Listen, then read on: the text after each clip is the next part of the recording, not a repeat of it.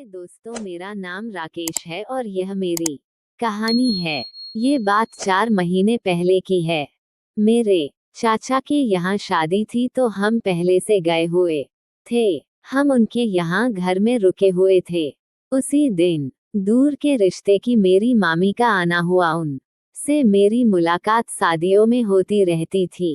पहचान थी। उनकी उम्र 25 साल की है। देखने में वह 20 की ही लगती है। मामी शहर की रहने वाली है। दोस्तों, बता दूं कि मामी की शादी हो गई है।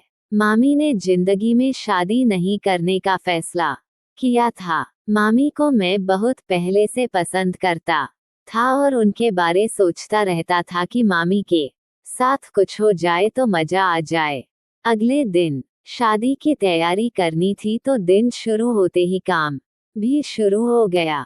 मैं और मेरा भाई के साथ भवन में सामान ले जाने लगा। पूरा दिन ऐसे ही निकल गया। रात को ही तो सहयोग ऐसा हुआ कि मुझे मामी के कमरे में ही सोने का मौका मिला। हम दोनों एक ही कमरे में सो रहे थे। मैं मामी से बात करना चाहता था, लेकिन मैं डर रहा था कि कहीं वो गुस्सा ना हो जाए। मुझे नींद आने लगी तो मैं सो गया। सुबह उठकर मैं बाथरूम में घुस गया और नहाने लगा। थोड़ी देर बाद मामी दरवाजा खटखटाने लगी। मैंने पूछा, क्या हुआ मामी? वो बोली, तुझे कितना टाइम और लगेगा? मैं बोला, अभी तो शुरू किया है नहाना। क्या हुआ? मामी बोली, मुझे भी जाना है। घर में एक ही बाथरूम था तो टॉयलेट अटैच था, इसलिए मामी के लिए मजबूरी हो गई थी। मैं भी सोच रहा था कि क्या करूं। गीले बदन के साथ एकदम से कैसे बाहर निकले। जल्दी जल्दी नहाना शुरू कर दिया। दरवाजे के पीछे से मामी की आवाज, फिर जल्दी करो, बहुत जरूरी है। मैंने कहा, बस 2 मिनट मामी, वह जल्दी करो। समझे। गीले बदन तौलिए में लिपटा बाहर निकला। मामी दरवाजे के पास खड़ी थी। उनकी नजरें झुकी हुई थी। वो गलती से बाथरूम में चली गई। मैं कमरे में आकर कपड़े पहनने लगा। थोड़ी देर बाद मामी बाहर मुझे देखकर मुस्कुराए, इतनी देर क्यों लगाते हो? उन्होंने पूछा। मैंने कहा, अभी तो जल्दी थी। मामी ने तंज कसा, तुम्हारी गलती है। हम दोनों हंसने लगे। फिर दिन भर शादी की तैयारी चलती रही। मामी हर काम में मेरा हाथ बताती थी, फिर हंसने लगी। उनकी मुस्कान मेरे दिमाग में अटकी रही। रात को फिर वही कमरा मिला। हम दोनों फिर एक साथ ही पलंग पर, मैं नीचे बिस्तर पर। उन्होंने पूछा। मैंने कहा, थोड़ा सा थकावट तो है पर मजा भी आ रहा है। मैंने धीरे से कहा, आप खुश लग रही है। मामी ने ठंडी सांस ली। खुश हूँ, और अंदर कुछ खाली सा लगता है। मैंने बात बदल दी। आपने शादी क्यों करी? मौसी चुप हो गई। हर किसी की अपनी कहानी होती है।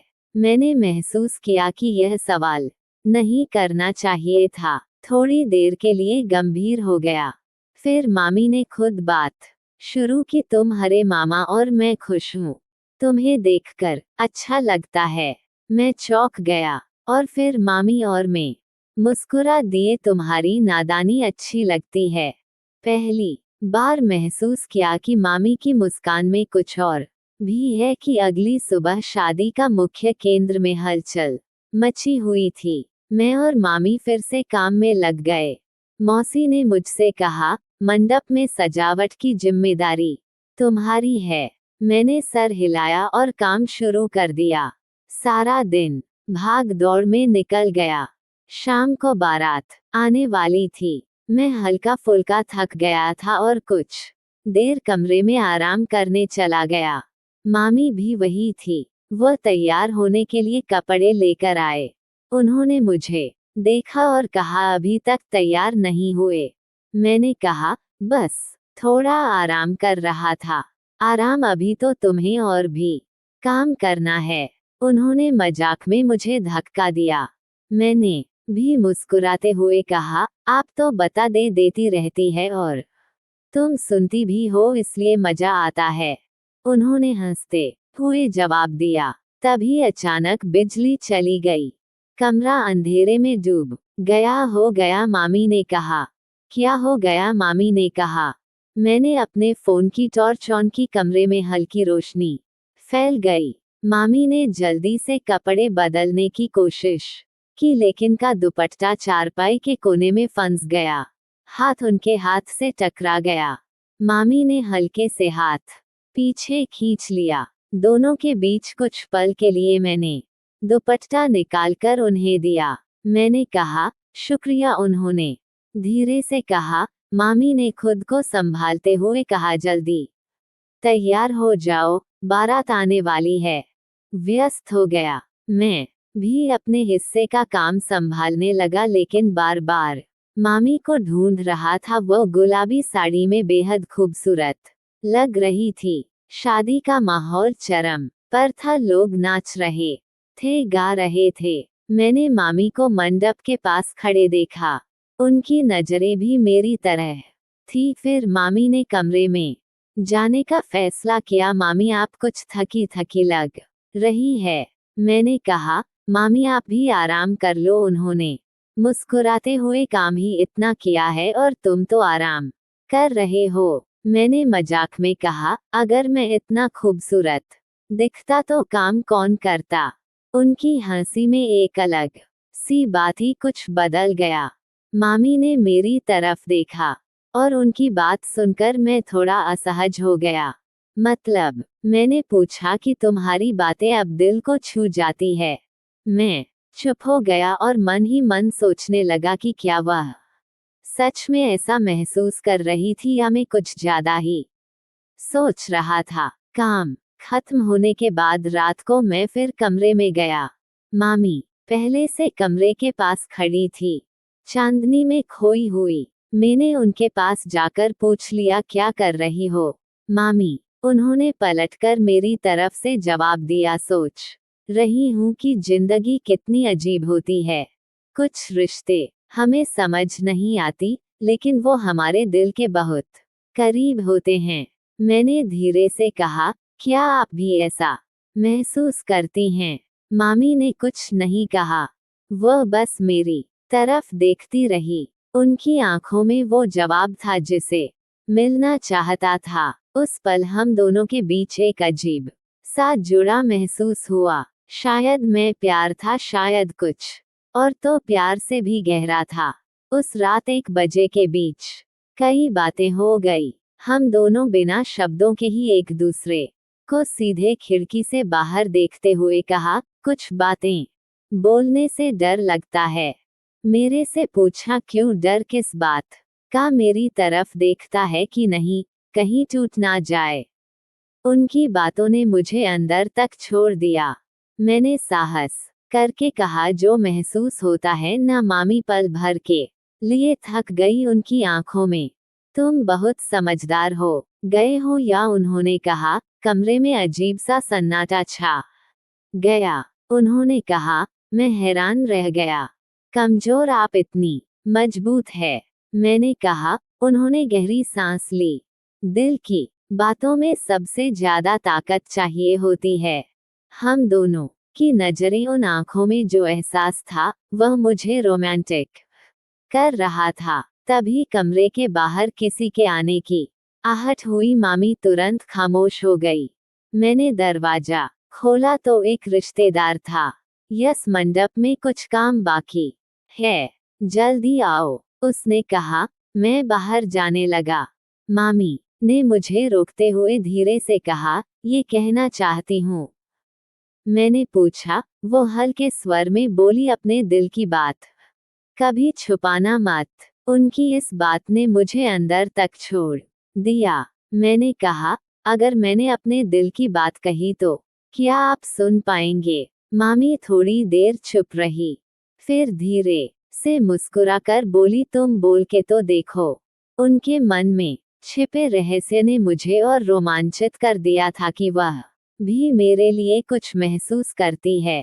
मंडप की ओर बढ़ गया, लेकिन मामी के पास शादी खत्म होते होते रात अकेली हो गई थी। मैं मंडप में, ध्यान कहीं और था। हर पल मुझे मामी की बात याद आ रही थी। क्या मैं उन्हें सच में सब बता सकता था?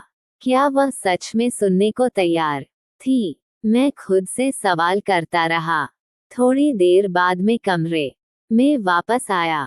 मामी वहां नहीं थी। उनका सामान भी नहीं था। मेरे दिल में अजीब सी बेचैनी होने लगी।